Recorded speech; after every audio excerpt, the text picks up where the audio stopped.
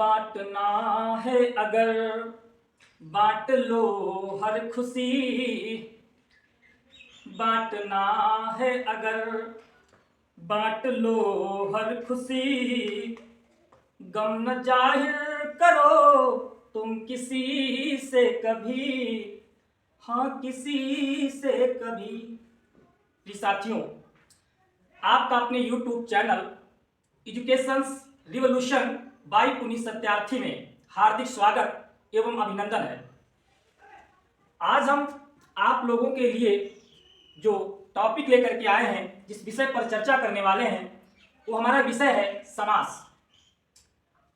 समास जो कि लगभग सभी परीक्षाओं के लिए महत्वपूर्ण है और अधिकांश परीक्षाओं में पूछा भी जाता है। ठीक है, चलिए हम लोग शुरू करते हैं आज की क्लास। देखिए समास क्या है। यदि हम बात करें कि समास की यदि हम बात करें तो हम कह सकते हैं समासनम समासः, यानी कि संक्षेप अर्थात समासनम समासः, यानी कि संक्षेपीकरण को समास कहा जाता है। ठीक है, यदि हम दूसरे तरह से देखें तो कह सकते हैं अनेक पदानाम एक पदी भवनम समासः, यानी कि अर्थात अनेक पदों का एक पद बनना या बनाना समास कहलाता है। ठीक है, अब देखिए यदि हम समास के शाब्दिक अर्थ की बात करें, चलिए शुरू करते हैं। यदि हम बात करें समास के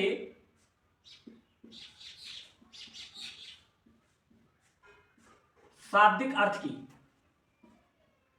समास का शाब्दिक अर्थ क्या होता है, तो कह सकते हैं कि समास का शाब्दिक अर्थ क्या है? संक्षिप्त। क्या है?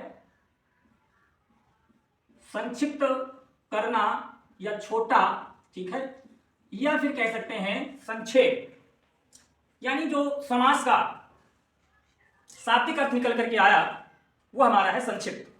ठीक है, संक्षिप्त या छोटा करना। ठीक है, यदि हम बात करें कि समास के विपरीतार्थक शब्द की, ठीक है, क्या बात करें? यदि हम बात करते हैं, क्या नहीं, समास का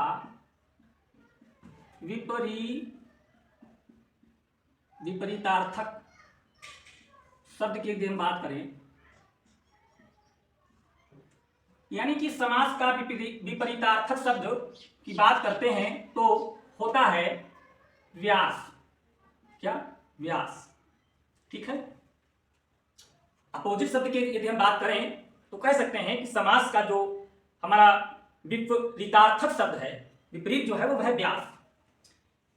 अर्थात समास यानी कि संक्षिप्त। क्या? संक्षिप्त। यदि हम बात करें व्यास की तो व्यास का होता है फैलना। ठीक है, व्यास का मतलब क्या है? फैलना। और समास का संक्षिप्त, व्यास का मतलब फैलना। ठीक है, अब देखिए समास जो है किस प्रकार से संक्षिप्त करता है? देखते हैं कि समास किस प्रकार संक्षिप्त करना है। यदि समास का अर्थ हमारा संक्षेप है या संक्षिप्त है तो ये जो है निश्चित हो गया है कि समास में किसी चीज को संक्षिप्त किया जाता है या छोटा किया जाता है, ये निश्चित हो गया है, तय हो गया है। ठीक है, अब किस प्रकार संक्षिप्त करना? प्रश्न उठता है, प्रश्न उठता है कि किस प्रकार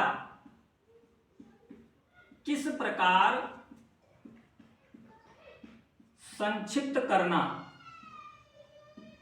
किस प्रकार संक्षिप्त करना, यह प्रश्न उठता है कि किस प्रकार संक्षिप्त करना। ठीक है, तो देखिए जैसे कि एक उदाहरण के माध्यम से हम लोग समझ लेते हैं। यदि हम बात करें पठन का घर, यानी कि बात करते हैं पठन का घर। ठीक है। अब यदि हम का जो हमारा कारक चिन्ह है, ठीक है, यदि हम कारक चिन्ह को का लोप कर दें, हटा दें, यानी कि जो ये हमारा कारक चिन्ह है, कारक चिन्ह का हम कर देंगे लोप। ठीक है। और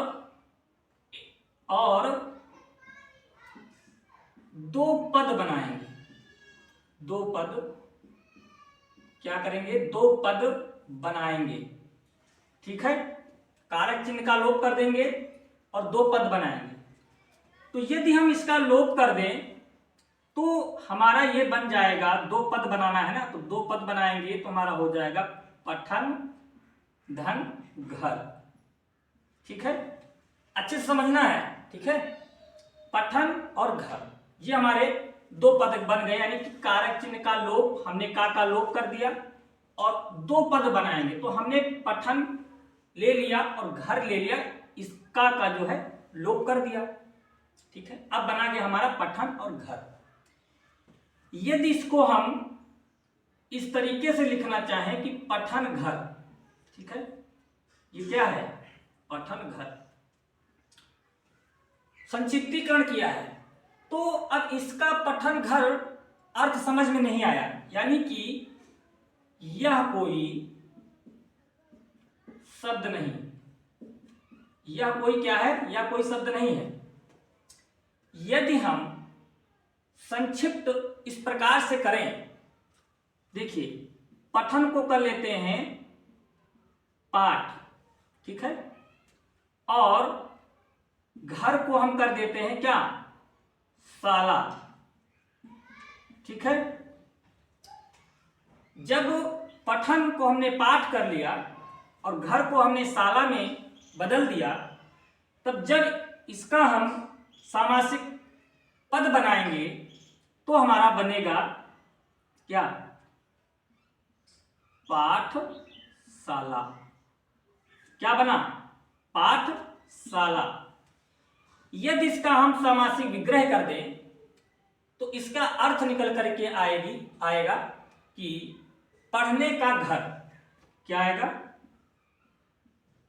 पढ़ने का घर। ठीक है। ये आ गया हमारा पढ़ने का घर।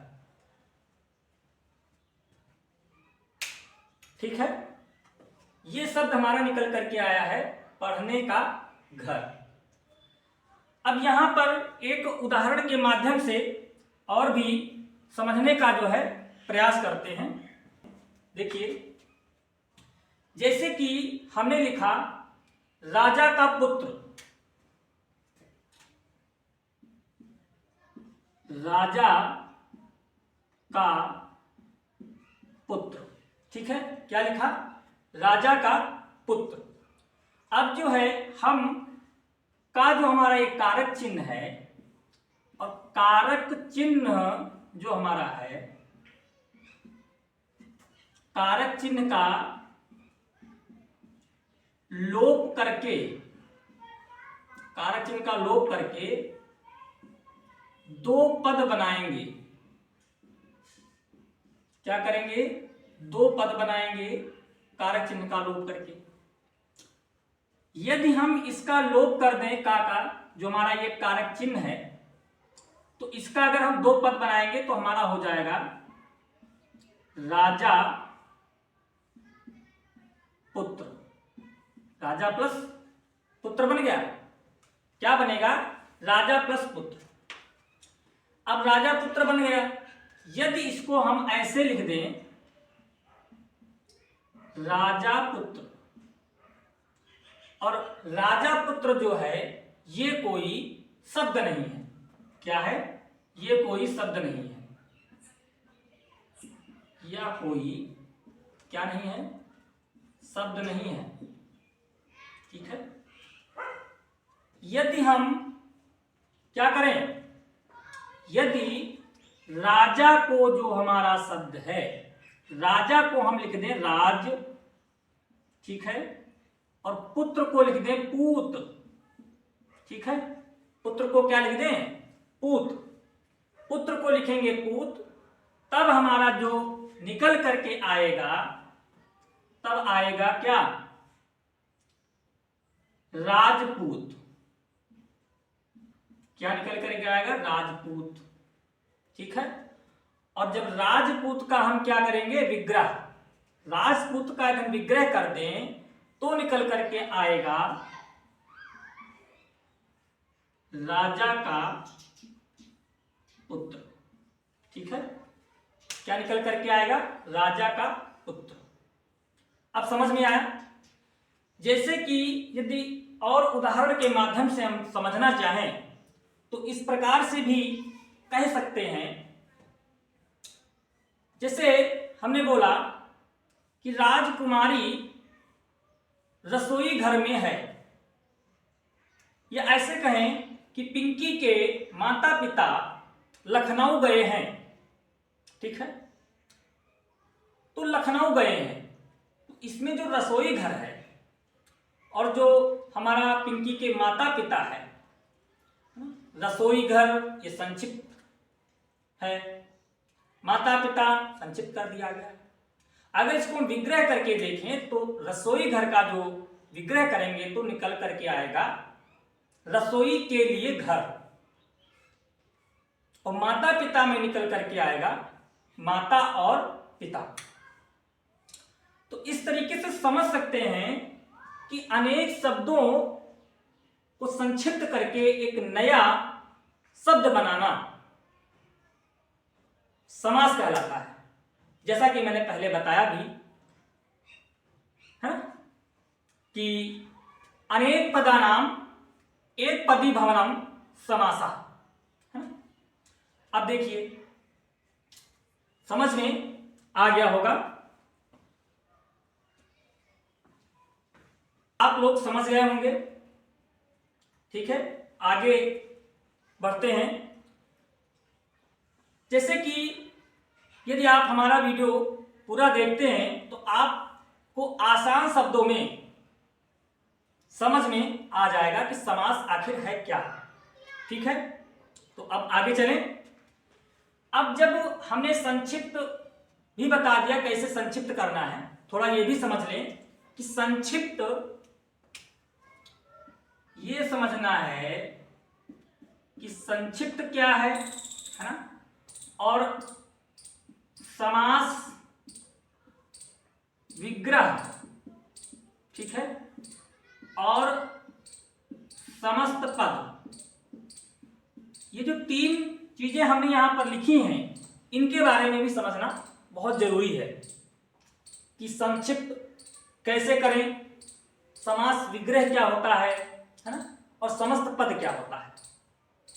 संक्षिप्त का मतलब यह है किसी वाक्य या वाक्य को इस प्रकार संक्षिप्त करें कि जब हम विग्रह करें तो मूल वाक्य निकल आए, ठीक है। अब समास विग्रह क्या है, किसी एक सामासिक पद को इस प्रकार विस्तारित करें कि मूल वाक्य, ठीक है, मूल वाक्य या वाक्यांश बन जाए, है ना। तो उसे हम क्या कहेंगे, समास विग्रह। समास होने पर जो शब्द बनता है, समास करने पर जो शब्द बनता है उसे हम क्या कहेंगे, समस्त पद, ठीक है। और अभी उदाहरण के माध्यम से हम समझने का देखो। तो इस बिहाफ पर निकल करके हमारी जो परिभाषा आई है, तो इस प्रकार से हम कह सकते हैं कि अनेक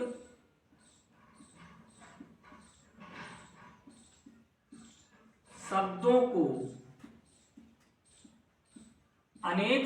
को संक्षिप्त करके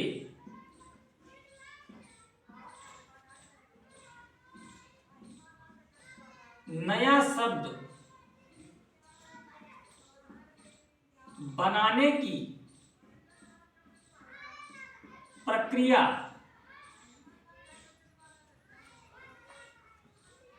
समास कहलाती है। समास कहलाती है। यानी कि अनेक शब्दों को संक्षिप्त करके नया शब्द बनाने की जो प्रक्रिया है उसे हम क्या कहते हैं? समास। ठीक है, क्या कहते हैं? समास।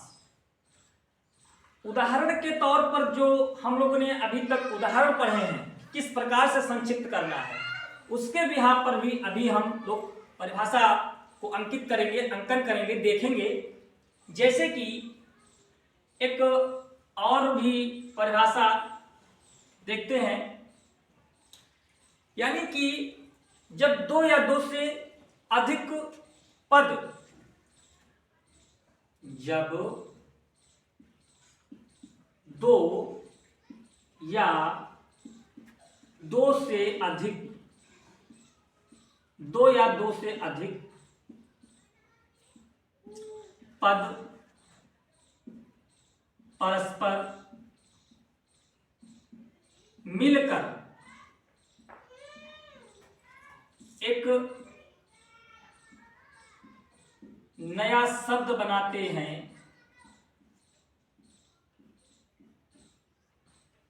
नया शब्द बनाते हैं। जब दो या दो से अधिक पद मिलकर एक नया शब्द बनाते हैं, उनके बीच की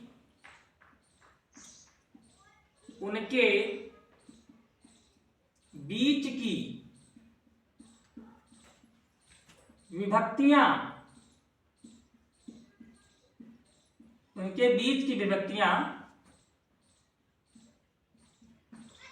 लुप्त हो जाती हैं। ठीक है, बना शब्द, बना हुआ शब्द, बना हुआ शब्द समास कहलाता है। बना हुआ शब्द समास कहलाता है। ठीक है, यानी कि जब दो या दो से अधिक पद परस्पर आपस में मिलकर एक नया शब्द बनाते हैं, उनके बीच की विभक्तियां, है ना, जैसे बताया राजा का पुत्र, तो का लुप्त करके जो है एक नया शब्द बनाते हैं, दो पदों में तोड़ते हैं, तो हम उसे क्या कहेंगे? समास। ठीक है, एक समास को समझने के लिए एक और हम आपको परिभाषा देते हैं। कह सकते हैं समास कोई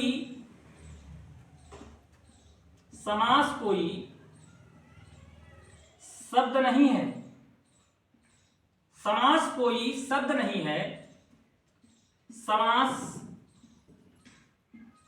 एक प्रक्रिया है। क्या है? प्रक्रिया है। समास एक प्रक्रिया है जो वाक्य या वाक्यांश से चलकर एक नया शब्द बनाने तक की पूरी प्रक्रिया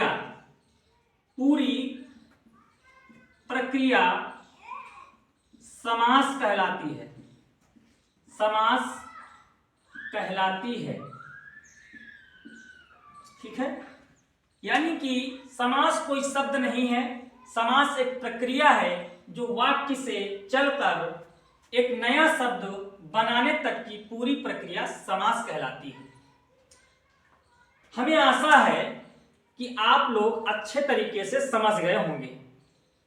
ये हमने आपको समास के बारे में बताया, अर्थात किस प्रकार संक्षिप्त करना है ना, और समास का विपरीतार्थक शब्द क्या है, उसके बिहाफ पर हम लोगों ने आज पढ़ी परिभाषा। अब जो हम बात करने वाले हैं वो हमारा होगा क्या? समास के प्रकार या समास के भेदों की। समास के कितने भेद हैं? जैसे कि संस्कृत में समास के जो है 6 भेद माने गए हैं या 6 भेद होते हैं। हिंदी में भी कुछ लोग 6 मानते हैं, कुछ लोग 4 मानते हैं। मर्जी आपकी, आप 4 मानो या 6 मानो, वो आप पर निर्भर करता है। देखिए, यदि हम बात करेंगे समास के भेद की, तो समास के भेद के जो है 2 मतभेद है। क्या है? 2 मतभेद है, या फिर कह सकते हैं 2 मत प्राप्त है। ठीक है, 2 मत प्राप्त है या मतभेद है। ठीक है, यानी कि जैसे कि यहां पर हम लोग लिखते हैं कि 2 मत कैसे प्राप्त हैं। ठीक है, तो समास की जो है समास के 4 भेद हैं या कह सकते हैं होते हैं। समास के कितने भेद होते हैं? 4 भेद होते हैं।